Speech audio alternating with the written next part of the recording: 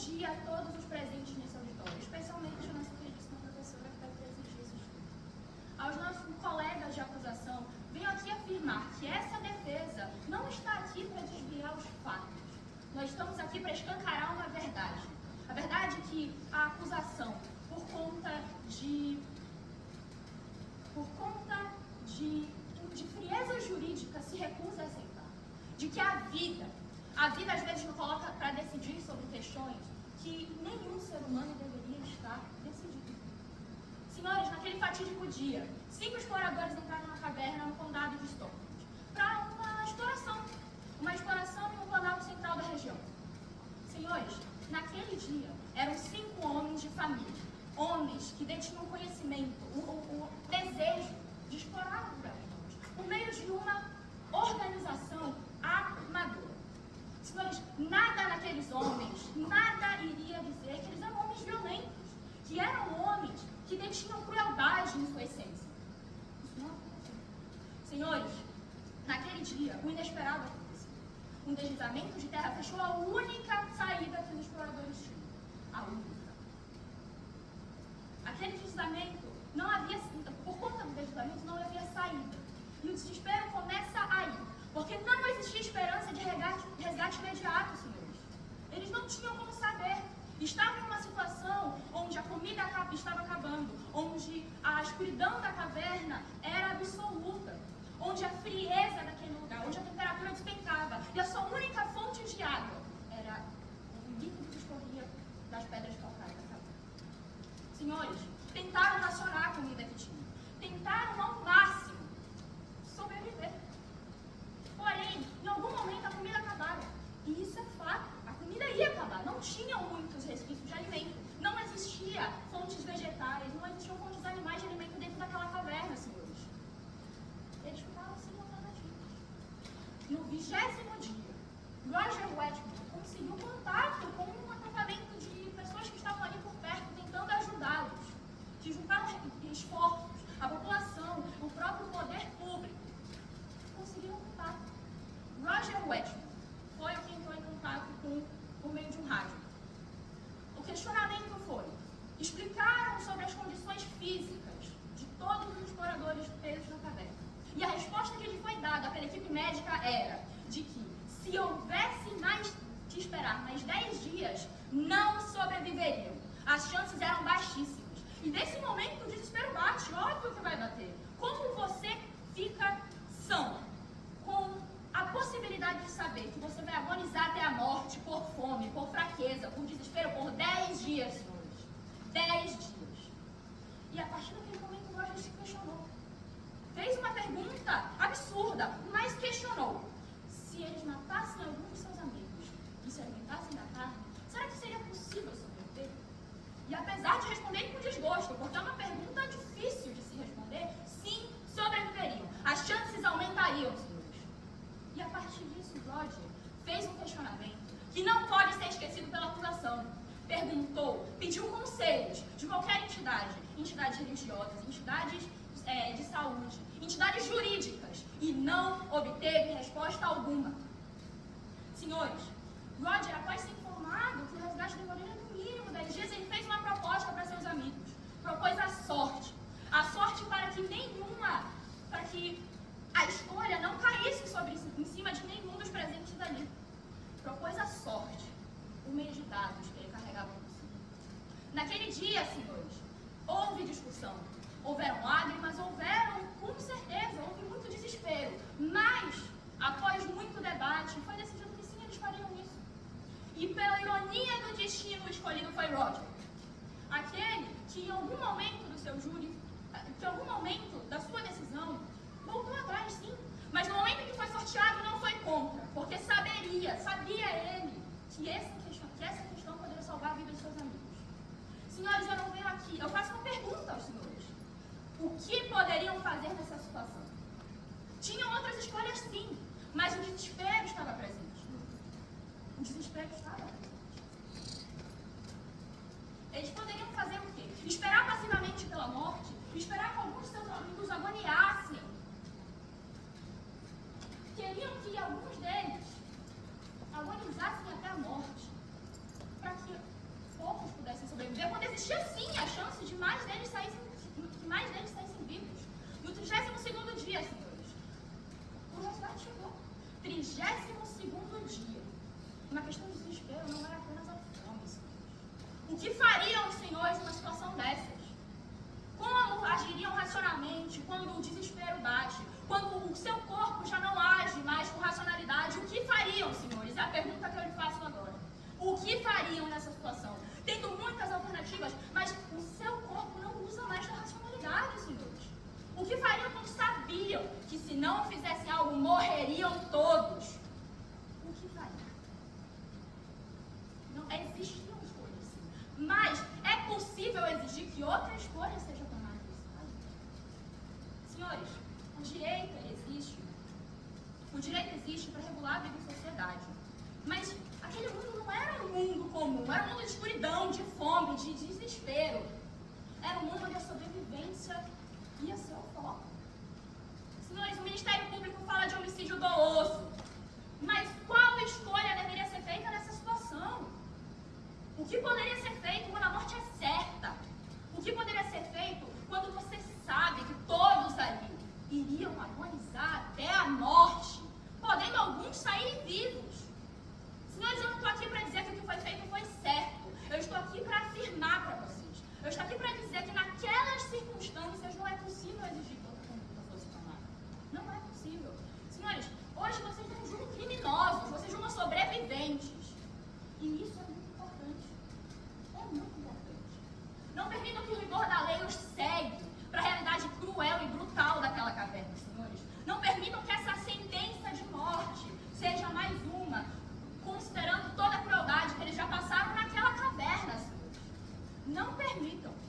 E é por isso que a defesa pede: absolvam-nos. Absolvam-nos não porque a vida que foi tirada dentro daquela caverna não importa, mas absolvam-nos. Absolvam-nos porque os 4 sobreviventes já passaram tempo suficiente de sofrimento. Senhores, a partir de agora, para provar tudo o que foi dito nesses fatos, eu conto com o meu excelentíssimo amigo Carim Drummond, para explicar para vocês, com provas, tudo o que está sendo dito. Muito obrigada.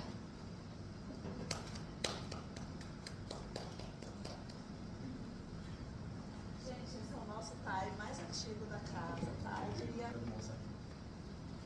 Senhores, hoje nessa tribuna a gente não julga apenas um ato, uma morte. Sim, o que a gente julga é uma análise sobre os limites da capacidade humana de raciocinar diante de circunstâncias completamente terríveis para o seu corpo, para a sua mente, para tudo na sua vida.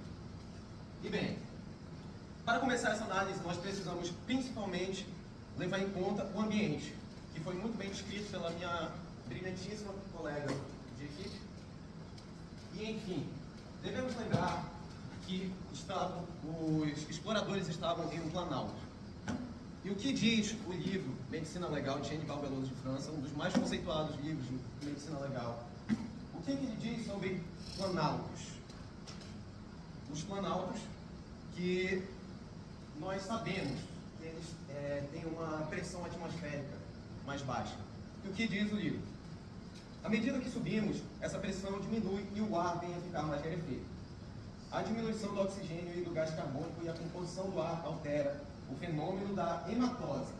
Tais perturbações recebem o nome de mal das montanhas, compensadas pela poliglobulina das alturas, que se constitui um considerável aumento de número de glóbulos de sangue. Desse modo, toda vez que a diminuição da pressão atmosférica cai, a concentração dos gases dissolvidos no sangue, tanto mais rapidamente quanto maior for a velocidade da descompressão.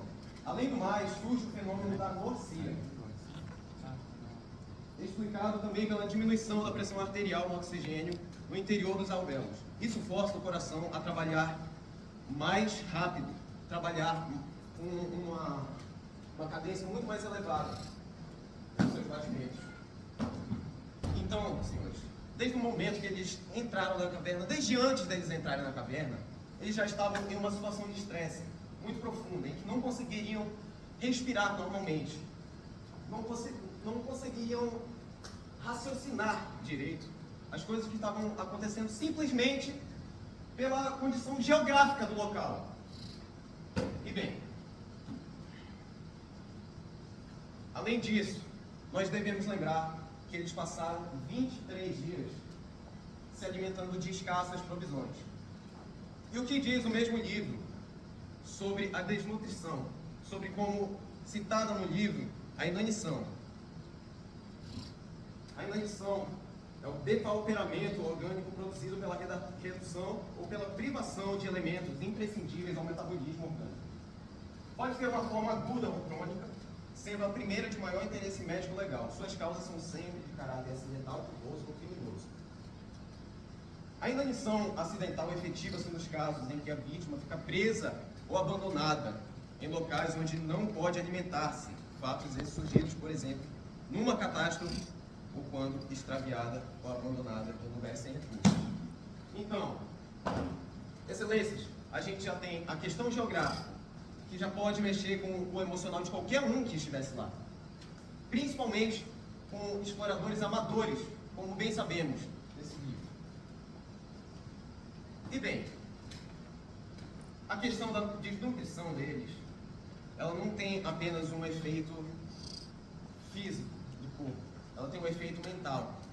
Como bem fundamentado no livro Lições de Medicina Legal, de Antônio Almeida Júnior,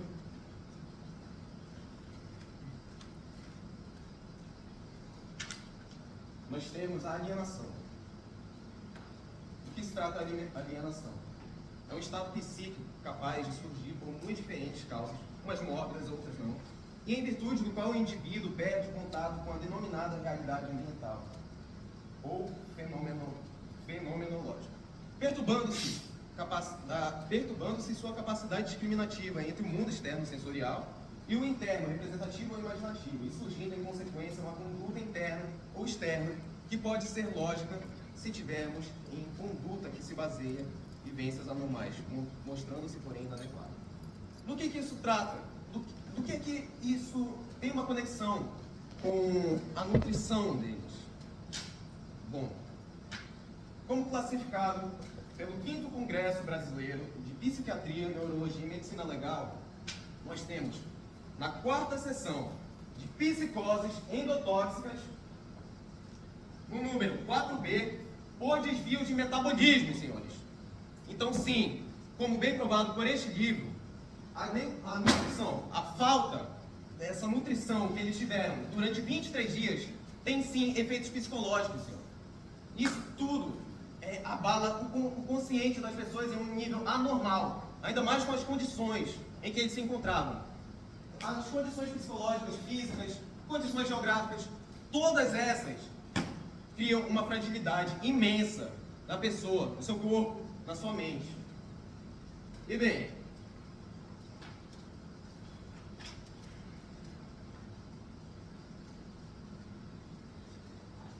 continuando fundamentando com este livro, nós temos uma lição sobre moralidade e crime. Como dito aqui, os impulsos instintivos levam às violações do código da moralidade. Mas a inteligência, prevendo as consequências dessas violações, mantém o indivíduo no bom caminho, convence-o de que o crime não compensa. Se, porém, o fator G não corresponder em magnitude à intensidade do fator E, faltará aquela capacidade de previsão em grau adequado, e a formação moral não se produzirá. Dessa forma, excelências, entramos numa reflexão. Tivemos 5 exploradores abandonados dentro de uma caverna, sem saber se iria ver o dia de amanhã, sem saber nem sequer quando era o dia de amanhã, sem nenhuma incidência de luz naquela caverna, senhores.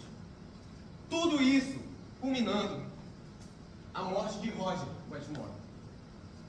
Mas devemos refletir, senhores. Todos eles estavam na mesma situação escassa durante muito tempo, com o seu psicológico indo abaixo, com o seu corpo físico indo abaixo, sem mais previsões de futuro, sem saber se iriam acordar no dia seguinte vivos, sem saber se iriam acordar, senhores.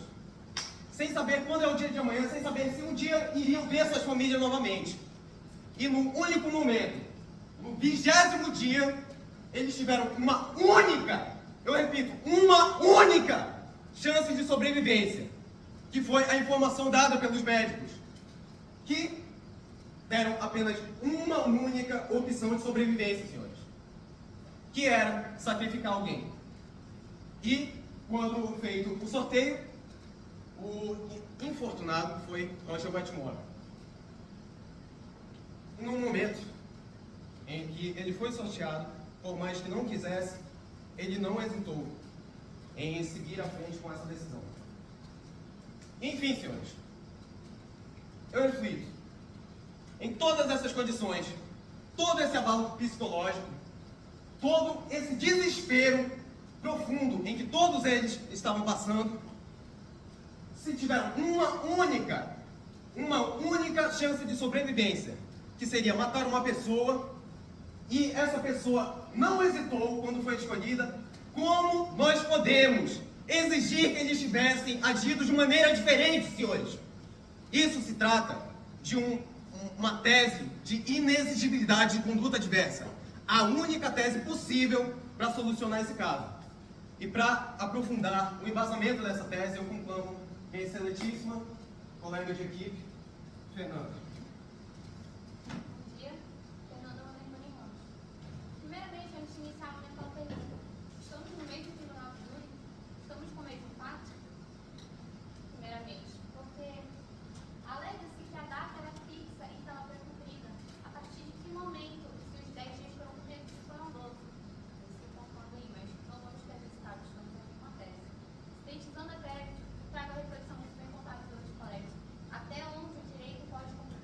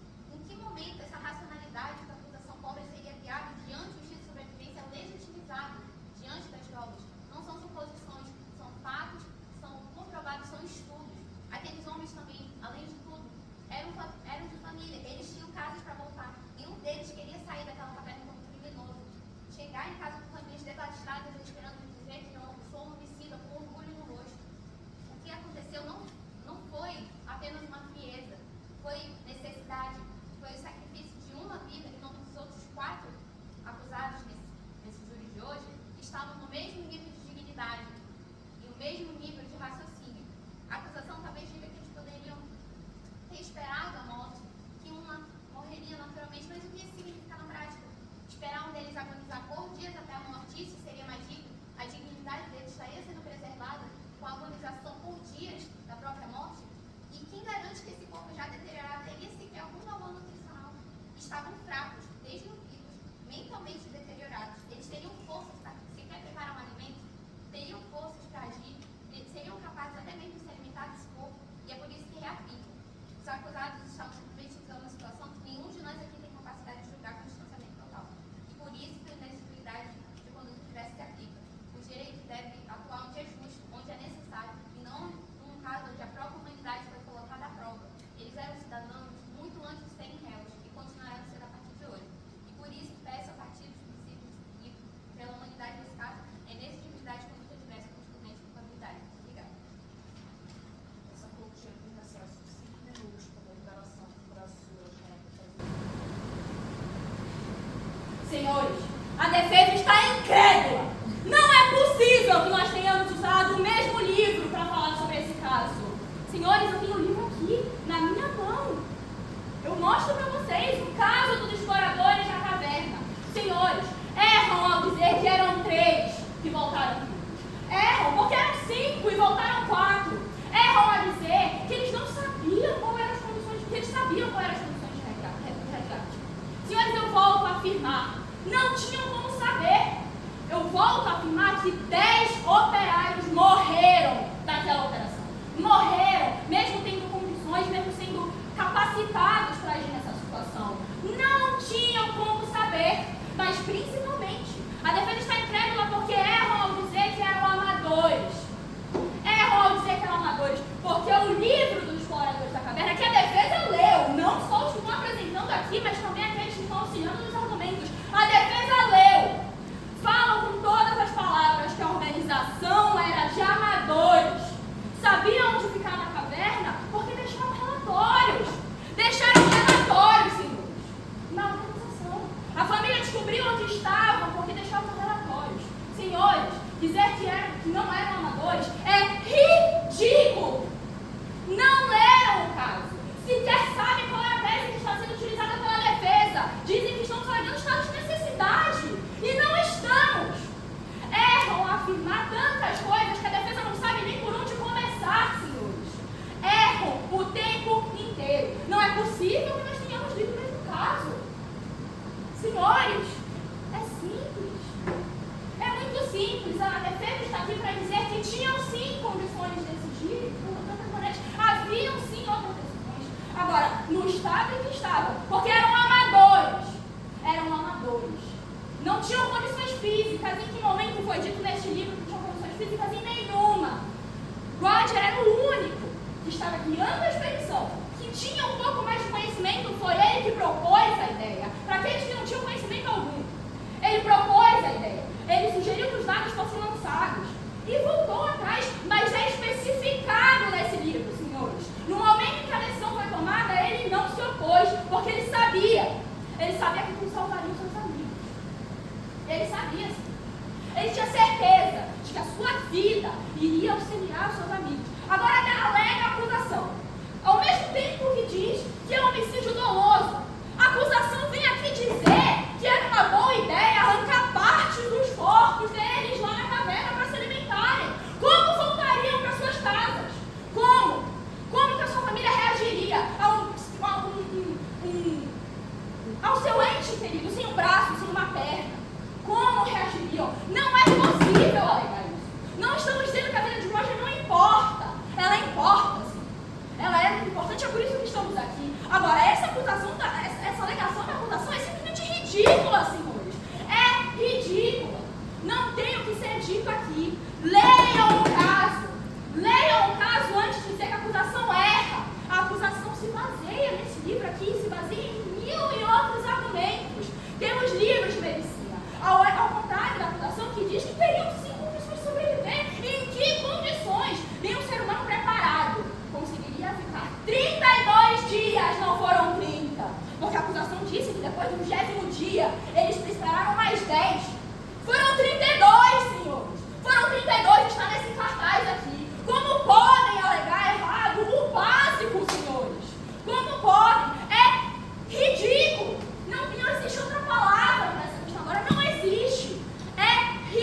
contigo. Elimina minha. Excelência, muitas são as mentiras contadas hoje pela acusação. Nós tivemos, eu fico triste que a senhora, Excelência, devolvia essa quantidade de mentiras. Ouvimos um atestado de óbito que dizia sobre perfurações, nas quais foram um meio de matar o Roger. Mas aonde está esse atestado? Onde tem um laudo necropsial? Não existe. Em todo esse caso não existe. Tivemos aqui uma alegação sobre a inanição dita por Genival Veloso de França, sobre o comportamento da pessoa por conta da inanição. No próprio livro, cadê? Ok. Apenas reações, não comportamentais, mas sim reações do corpo, do seu organismo. Então, onde estão os embasamentos da acusação, que tanto falam e nunca provam? Nunca!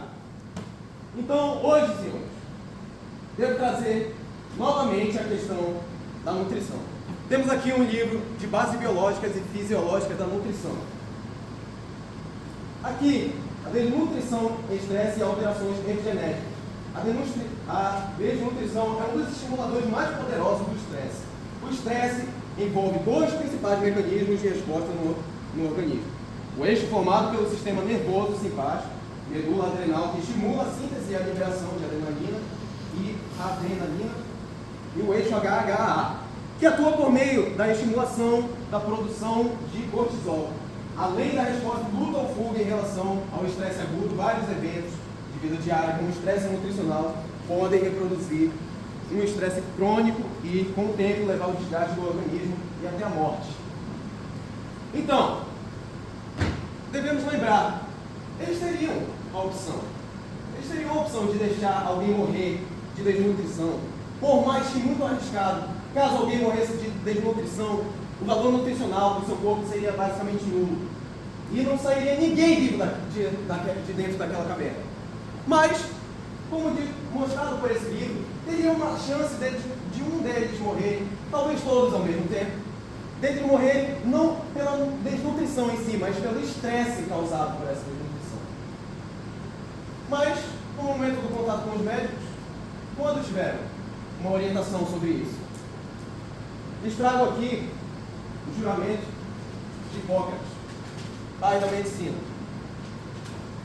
O juramento de Hipócrates, ele diz: aplicarei os regimes para o bem do doente segundo o meu modelo e entendimento, nunca para causar dano ou mal a alguém.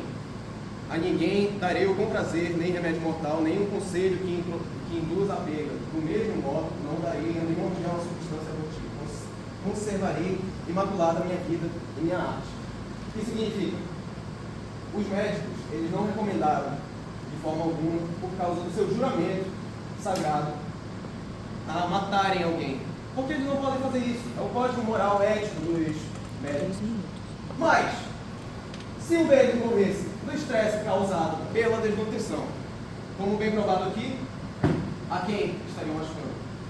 E quando que esses médicos, eles deram essa opção? Então, os médicos deram apenas uma opção para estes pobres exploradores na pior condição de suas vidas. E como, eu volto a perguntar, como podemos exigir que eles tivessem agido de outra forma? Eles tiveram uma única chance de sobrevivência e a usaram, como toda a sociedade, como todos nós faríamos da mesma forma. Muito obrigado, senhor.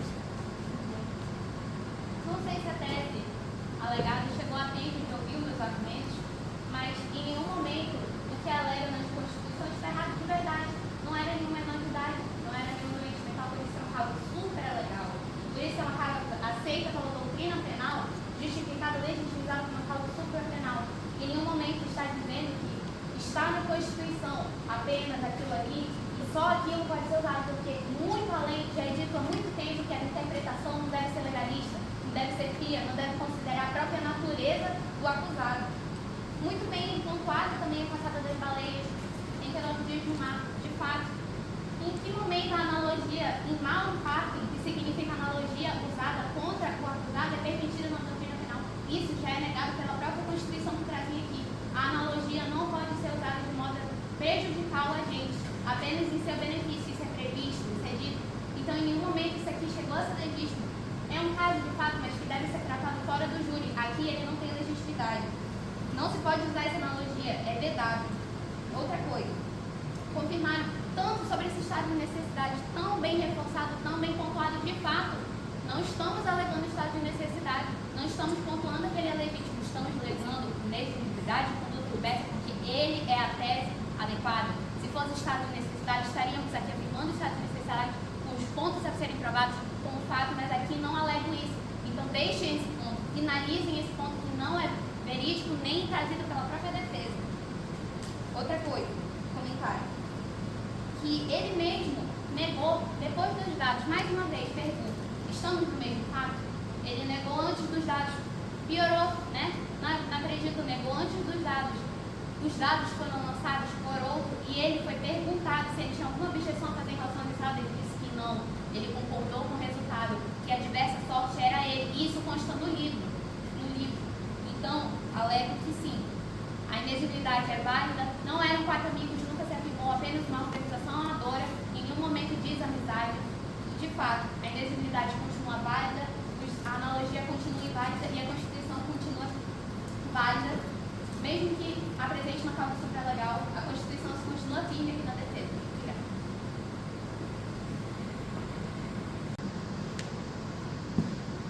Senhores, a defesa vai ser sucinta, porque nós estamos certos. Não existe mais o que ser contradito, não existe mais o que contradizer.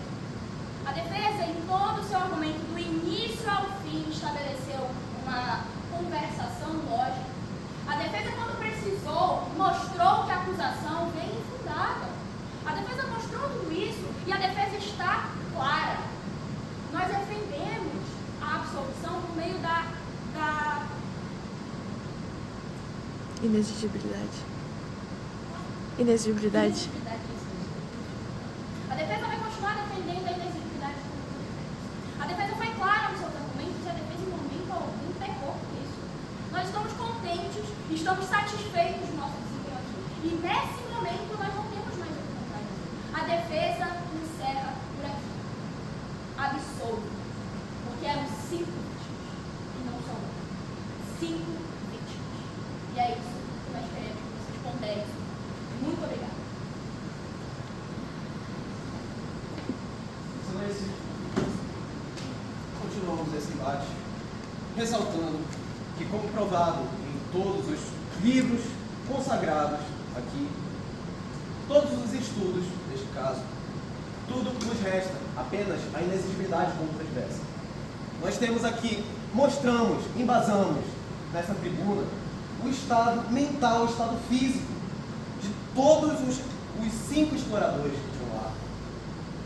Ao mesmo tempo, continuamos ouvindo informações errôneas da acusação. Continuamos ouvindo mais um exemplo que não existe no livro de medicina legal.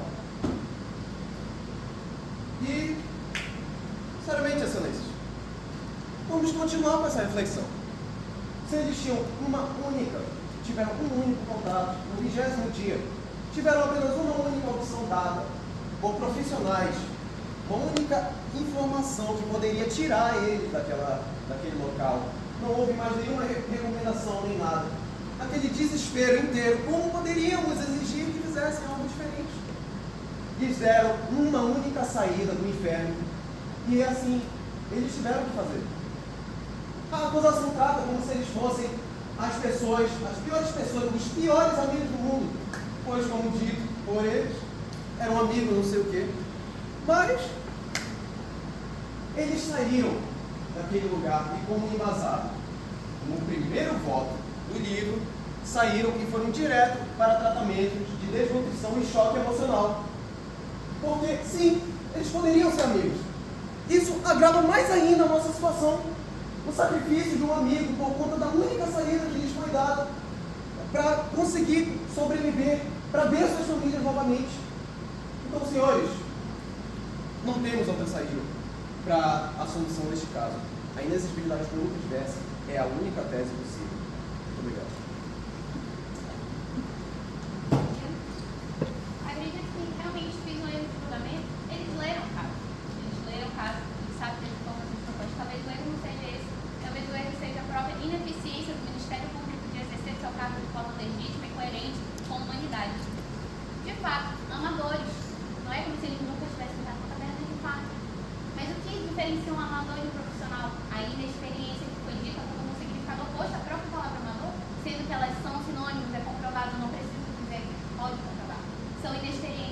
por mais que tenha uma experiência, que experiência é essa que garantiria em uma situação tamanho extrema, com a abertura bloqueada em situações que nem eles, nenhum de nós pretende, pelo menos, passar na vida, como eles teriam tamanha profissionalidade, na pouca experiência que tem, de se decidir.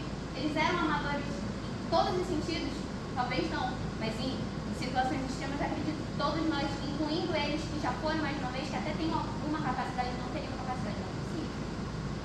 Muito bem pontuado pela tese, na verdade não muito bem pontuado. Temos 2 pontos, sim, mas não só 2, temos 3 pontos. Ele deve ser típico, ilícito e culpável. Ele trouxe 2 pontos, tipicidade e licitude. Eu não estaria trazendo aqui a culpabilidade se ela não fosse um ponto legítimo de excludente. Se ele não fosse um ponto, eu não estaria trazendo ele aqui. Ele é típico e ilícito, mas ele não é culpável. Por isso que a tese está aqui hoje, por isso que a tese se apresenta. Ele aceitou depois de ser julgado.